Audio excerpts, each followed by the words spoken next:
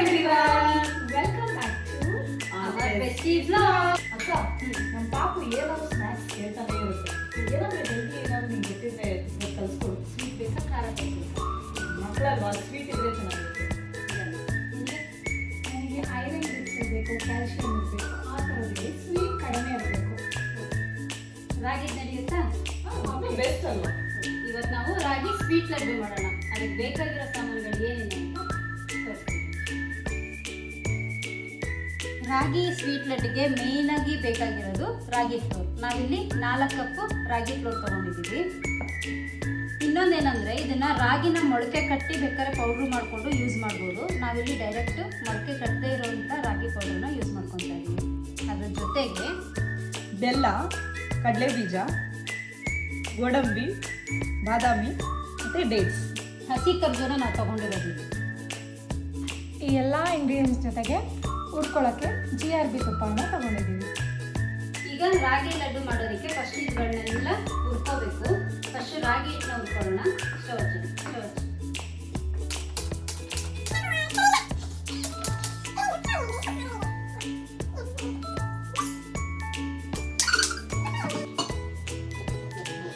ಬಾಣಲಿ ಕಾಯಕ್ಕೆ ಇಟ್ಕೊಂಡಿದ್ದೀವಿ. ಈಗ ಬಾಣಲಿ ಸ್ವಲ್ಪ ಬಿಸಿಯಾಗಿದೆ. 2 ಸ್ಪೂನ್ ತುಪ್ಪ ಹಾಕೊಳ್ಳೋಣ.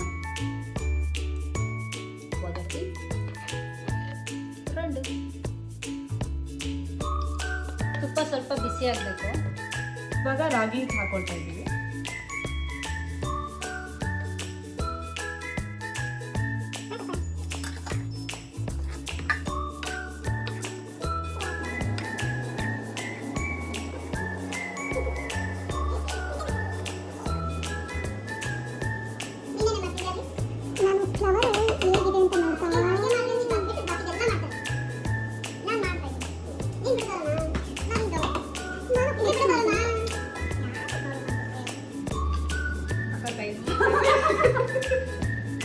ಅದಕ್ಕೆ ನೋಡ್ತಾ ಇದ್ದೀನಿ.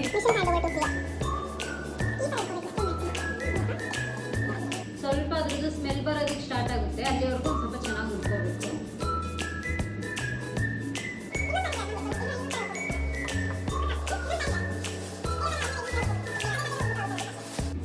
ಈಗ ಅದು ಹುರ್ಕೊಳ್ಳೋಷ್ಟರಲ್ಲಿ ಈ ಉಂಡೆ ಬೆಲ್ಲನ ಪುಡಿ ಬೆಲ್ಲ ಮಾಡೋಣ.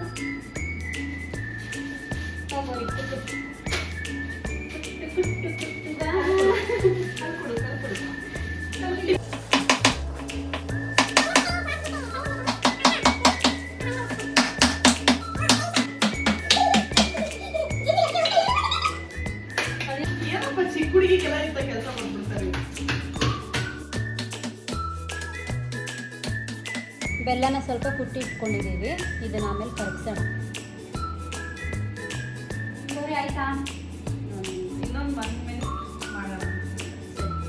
ಅವಳದು ಮಾಡೋಷ್ಟರಲ್ಲಿ ನಾವಿಲ್ಲಿ ಹಸಿ ಖರ್ಜೂರ ತಗೊಂಡಿದ್ದೀನಲ್ವಾ, ಇದನ್ನೇನು ಬಿಡಿಸಿಲ್ಲ. ನಾನು ಅದನ್ನು ಬಿಡಿಸಿರ್ತೀನಿ.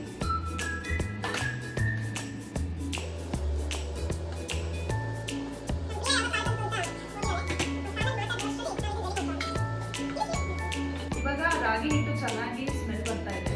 ಐ ಥಿಂಕ್ ಇದು ಆಗಿದೆ. ಸೊ ಈಗ ಆಫ್ ಮಾಡ್ಕೊತಾ ಇದ್ದೀವಿ.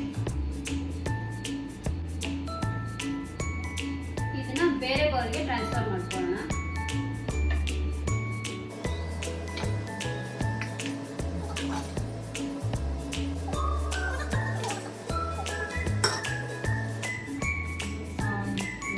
ಇದು ಸ್ವಲ್ಪ ಆರೋದಕ್ಕೆ ಬಿಡೋಣ. ತುಂಬ ಬಿಸಿ ಇದೆ.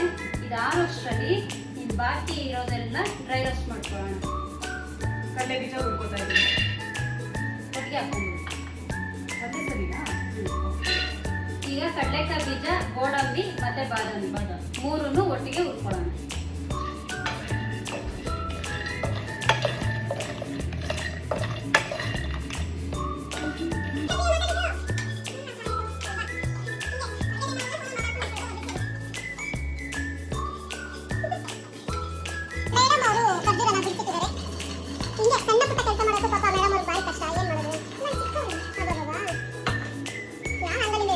ಈಗ ಚೆನ್ನಾಗಿ ಈಗ ರೋಸ್ಟ್ ಆಗಿದೆ. ಇವಾಗ ಸ್ಟವ್ ಆಫ್ ಮಾಡ್ತಾ ಇದ್ದೀನಿ. ಇದನ್ನ ಒಂದು ಪ್ಲೇಟ್ಗೆ ಟ್ರಾನ್ಸ್ಫರ್ ಮಾಡಿಕೊಂಡು ಸ್ವಲ್ಪ ಕೂಲ್ ಆಗೋದಕ್ಕೆ ಬಿಡೋಣ.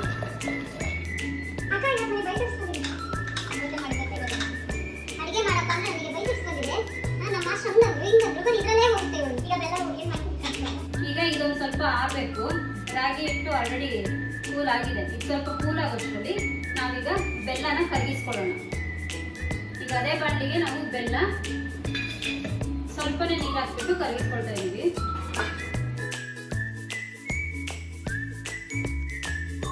ಇದು ಒಂದೆಳೆ ಪಾಕ ಅಂತಾರಲ್ಲ, ಅಷ್ಟು ಬಂದ್ರೆ ಸಾಕು. ಆಯ್ತಾ ಗೌರಿ? ಕರೆಕ್ಟಾ ಇದೆ. ಐ ಥಿಂಕ್ ಇನ್ನೊಂದು 2 ನಿಮಿಷ ಬೇಕು.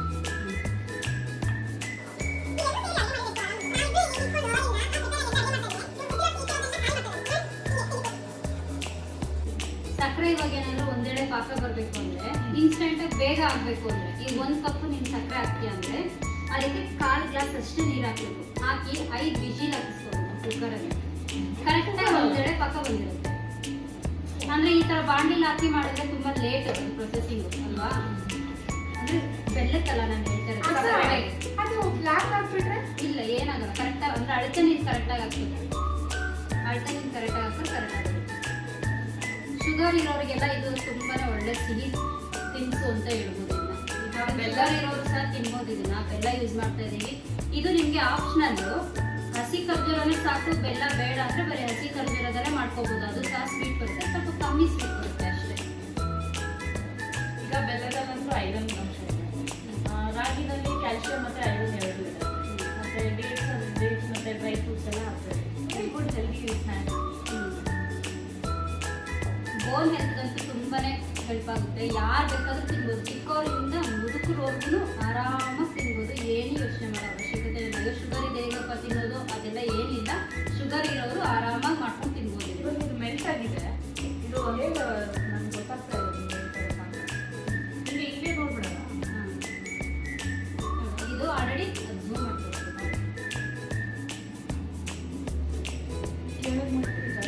ಈಗ ಇದು ಆಲ್ಮೋಸ್ಟ್ ಮೆಲ್ಟ್ ಆಗಿದೆ. ಈಗ ಇದು ಒಂದೆಳೆ ಪಾಕ ಬರೋದು ಹೇಗೆ ಅಂತ ಪ್ರಿಯಾ ತೋರಿಸ್ತಾಳೆ ನೋಡಿ. ಆ ಥರ ಅಂದಾಗ ಆ ರೀತಿ ಲೈನ್ ಬರಬೇಕು, ಅದು ಒಂದೆಳೆ ಪಾಕ. ಈಗ ಇದು ಪಾಕ ರೆಡಿ ಆಗಿದೆ. ಪಾಕ ರೆಡಿ ಇದೆ. ಸ್ಟವ್ ಆಫ್ ಮಾಡ್ಕೊಂಡ್ಬಿಡೋಣ. ಇದು ಗಟ್ಟಿ ಆಗೋದಕ್ಕಿಂತ ಮುಂಚೆ ಈ ಡ್ರೈ ಫ್ರೂಟ್ಸ್ನೆಲ್ಲ ತರಿಯಾಗಿ ರುಬ್ಕೊಂಡು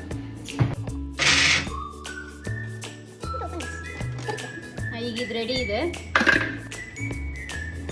ಅದ್ರ ಜೊತೆಗೆ ಇವಾಗ ಹಸಿ ಖರ್ಜೂರ ಇದೆಯಲ್ಲ, ಇದನ್ನು ಸ್ವಲ್ಪ ಗ್ರೈಂಡ್ ಮಾಡ್ಕೊಳ್ಳೋಣ. ಈಗ ಖರ್ಜೂರನೂ ಪೇಸ್ಟ್ ಆಗಿದೆ. ಇವಾಗ ಇದಿಷ್ಟು ರೆಡಿ ಇದೆ. ಇದನ್ನೆಲ್ಲ ಹಿಟ್ಟಿಗೆ ಹಾಕ್ಬಿಟ್ಟು ಕಲಿಸ್ಕೊಳ್ಳೋಣ.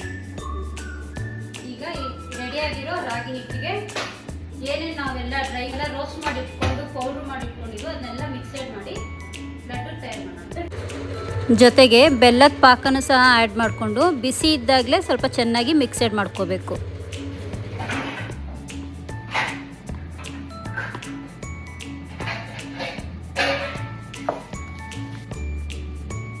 ಈಗ ಇದು ಬಿಸಿ ಇದ್ದಾಗಲೇ ಅದನ್ನು ಉಂಡೆ ಮಾಡ್ಕೋಬೇಕು. ಈಗ ಬಂದಿದೆ ನೋಡಿ ಅದು.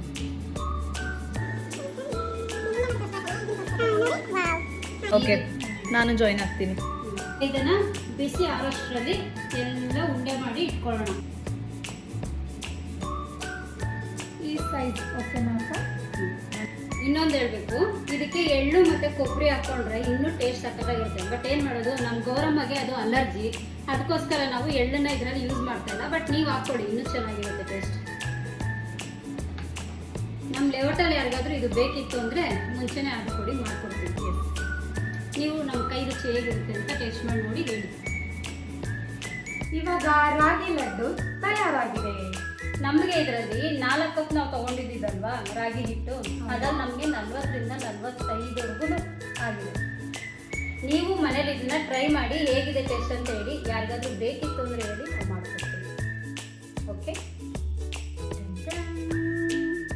ಟೇಸ್ಟ್ ಮಾಡೋಣ. ಈಗ ನಾವು ಟೇಸ್ಟ್ ಮಾಡಿ ಹೇಳ್ತೀವಿ ಹೇಗಿದೆ ಅಂತ. ನಮ್ಮಂತೆ ಪ್ರಸಾದ ಕೊಡಿ ಪ್ಲೀಸ್. ವಾವ್, ಯಾರ್ಯಾರ ಮನೇಲಿ ರಾಗಿ ಜಾಸ್ತಿ ಇಷ್ಟಪಡ್ತಾರೋ ಅವ್ರು ಈ ಥರ ವೆರೈಟಿ ಎಲ್ಲ ಮಾಡ್ಕೊಂಡು ತಿನ್ಬೋದಪ್ಪ. ಚಾಕ್ಲೇಟ್ ಥರ ಫೀಲ್ ಆಗ್ತಾ ಇದೆ ನನಗೆ.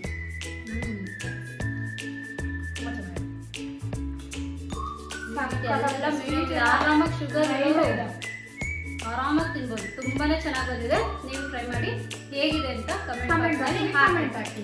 ಆದಷ್ಟು ಶೇರ್ ಮಾಡಿ ಆಯ್ತಾ. ಯಾರಿಗಾದ್ರೂ ಬೇಕಿದ್ರೆ ಹೇಳಿ, ನಾವು ಮಾಡ್ಕೊಳಕ್ಕೆ ತಯಾರಿದ್ದೀವಿ. Thank you.